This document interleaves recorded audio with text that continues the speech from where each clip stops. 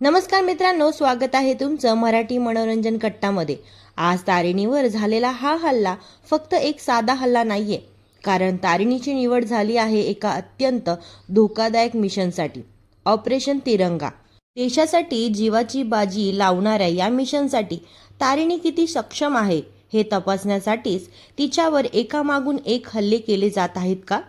आणि सगळ्यात मोठा प्रश्न म्हणजे तारिणीला या मिशनसाठी निवडलंय, पण या मिशनमध्ये तिच्या जीवाला नेमका किती धोका आहे?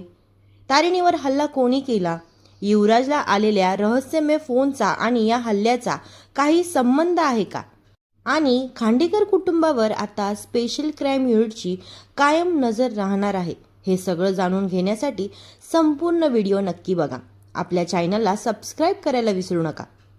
आजच्या भागाची सुरुवात होते बेलसरे कुटुंबाच्या घरातून। काव्याला वैभव सोबत रूममध्ये बोलायला पाठवलेलं असतं। बोलता बोलता काव्याच्या तोंडून चुकून केदार हे नाव निघतं। वैभव लगेच म्हणतो, मी वैभव। काव्या मग त्याला तिच्या मनातली गोष्ट अगदी स्पष्ट सांगते। ती म्हणते की तारिणीच्या नवऱ्यावर म्हणजे केदारवर तिचं खूप प्रेम आहे। त्याचं लग्न झालं असलं तरी तो तिच्या मनात कायम राहणार आहे। काव्या स्पष्टपणे सांगते की ती मनात एक आणि ओठावर दुसरं ठेवणारी मुलगी नाही। मनात जे असतं ती बोलून टाकते। पण एवढंच सगळं ऐकूनही वैभव मात्र हसत ओके ओके म्हणत असतो। काव्याला आश्चर्य वाटतं। ती त्याला विचारते, तुला राग येत नाहीये का? तुला अशी मुलगी बायको म्हणून आवडणार आहे का? वैभव शांतपणे सांगतो, मला आधीपासूनच याची कल्पना होती। काव्याला हे ऐकून आश्चर्य वाटतं। केदारने वैभवला आधीच सगळं सांगितलेलं असतं। यानंतर आपल्याला केदार आणि वैभवचा आधी झालेला संवाद दाखवला जातो। केदार वैभवला काव्याबद्दल सगळं सांगतो। तो सांगतो की काव्या खूप चांगली मुलगी आहे। पूर्वी तिचं केदारवर आकर्षण होतं, पण केदारच्या मनात तिच्याबद्दल तशा भावना कधीच नव्हत्या। केदार स्पष्ट सांगतो, मला सुरुवातीपासूनच तारिणी खूप आवडते। मला तिच्याशी लग्न करायचं होतं आणि मी ते केलं सुद्धा। त्यानंतर केदार वैभवला सांगतो की काव्याला एका चांगल्या जोडीदाराची गरज आहे। ती ज्या व्यक्तीला पसंत करेल ना, तिच्यावरती मनापासून प्रेम करेल।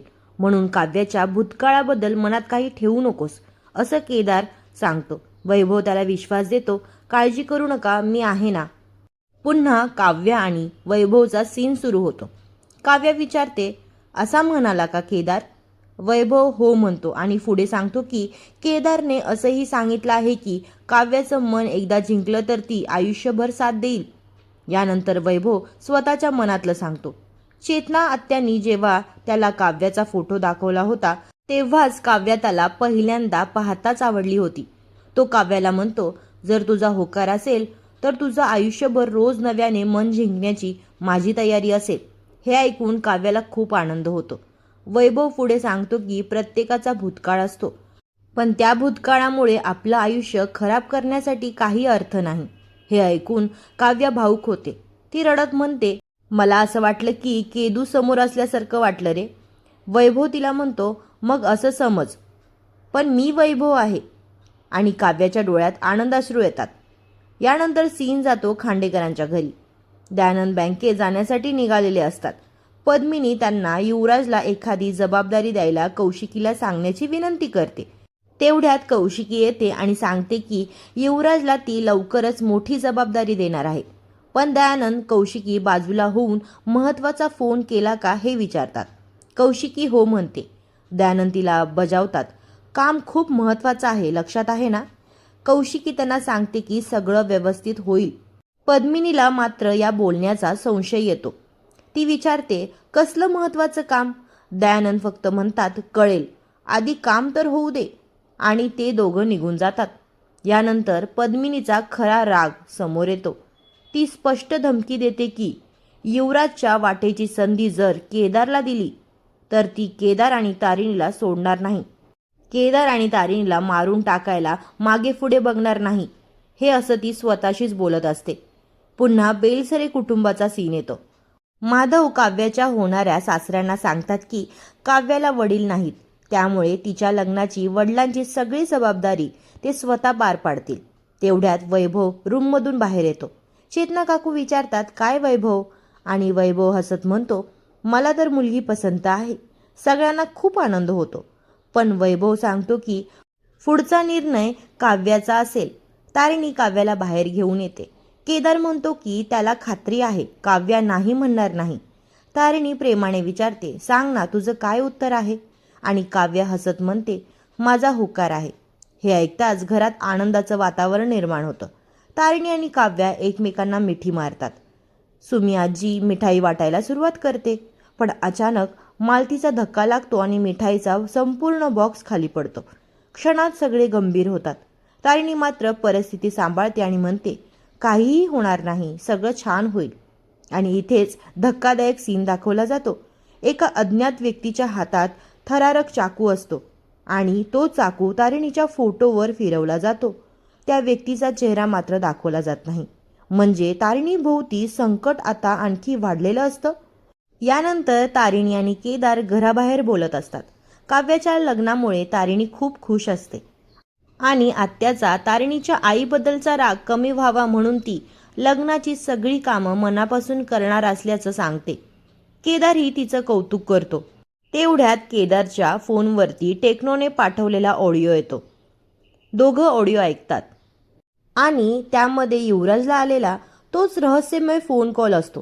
तारिणी लगेच लक्षात घेते की मागच्या वेळेसचा आवाज आणि हा आवाज वेगळा आहे. समोरची व्यक्ती AI जनरेट व्हॉइस वापरत असल्यामुळे ती स्त्री आहे की पुरुष हे समजणंही कठीण आहे. तारिणी म्हणते की या व्यक्तीचं त्यांच्या घरावर खूप बारीक लक्ष आहे आणि त्याच्याकडे कोणालाही अडवण्याची ताकदही आहे. म्हणून तारिणीला वाटतं की ही व्यक्ती जास्त काळ लपून राहणार नाही. यानंतर तारिणी आणि केदार मार्केटमध्ये येतात. तारिणीला फुलं दिसतात. ती केदारला म्हणते, केदार थांब, इकडे मला खूप छान फुलं दिसत आहेत.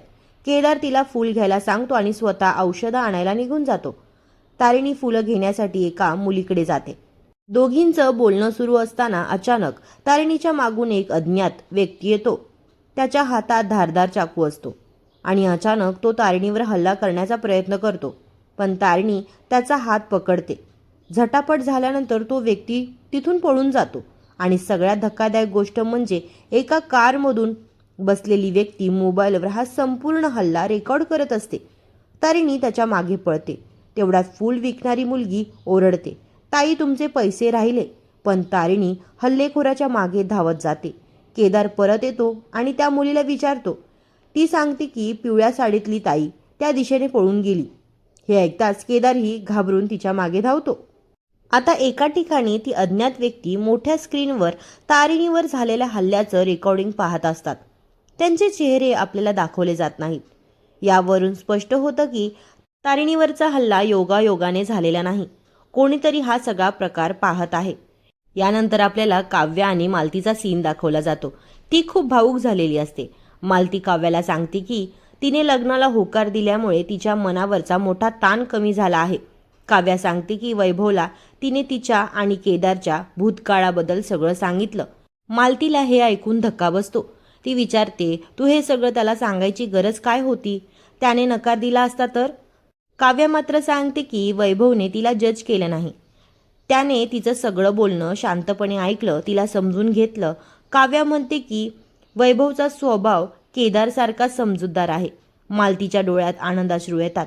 ती म्हणते की आज तिचे वडील असते तर सगळं पाहून त्यांना किती आनंद झाला असता. पण त्याचवेळी तारिणीबद्दलचा जुना राग व्यक्त करते. ती स्पष्ट सांगते की तारिणीमुळे काव्याच्या लग्नात काही अडचण आली तर ती शांत बसणार नाही. यानंतर पुन्हा सीन खांडेकरांच्या घरी येतो. चेतना काकू बघण्याचा कार्यक्रम आटपून घरी येतात. पद्मिनी त्यांना तारिणी कुठे आहे असं विचारते. चेतना काकू सांगतात की तारिणी उद्याच्या पूजेसाठी फुलं आणायला गेली आहे. पद्मिनी पुन्हा तारिणीवर टोमणा मारते. चेतना काकू मात्र काव्याच्या बघण्याच्या कार्यक्रमाबद्दल खूप आनंदाने सांगतात. त्या म्हणतात की काव्याने जे मनात आहे ते स्पष्टपणे सांगितलं आणि वैभव तिला बघतच राहिला. पद्मिनी मात्र पुन्हा तारिणी आणि केदारचं नाव घेऊन टोमणे मारते. ती म्हणते की काव्याच्या लग्नाची जबाबदारी पार पाडण्यासाठी केदार आणि तारिणी आहेतच. त्यानंतर केदार तारिणीपर्यंत पोहोचतो. तारिणी गंभीरपणे सांगते, माझ्यावर कोणीतरी हल्ला केला होता. केदार घाबरून विचारतो, काय? तू ठीक आहेस ना?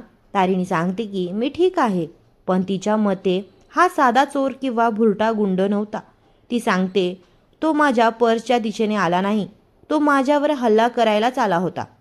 तारिणी त्याच्या पकडीवरून आणि हल्ल्याच्या पद्धतीवरून सांगते की हा प्रशिक्षित व्यक्ती असू शकतो. केदारही तिच्या निरीक्षणाशी सहमत होतो. घरी परतल्यानंतर केदार तारिणीच्या जखमेवर औषध लावत असतो. पण तारिणीच्या डोक्यात युवराजला आलेला फोन आणि स्वतःवर झालेला हल्ला हे दोन्ही फिरत असतात. ती केदारला विचारते, माझ्यावर झालेला हल्ला आणि युवराजला येणारा फोन याचा काही संबंध असू शकतो का?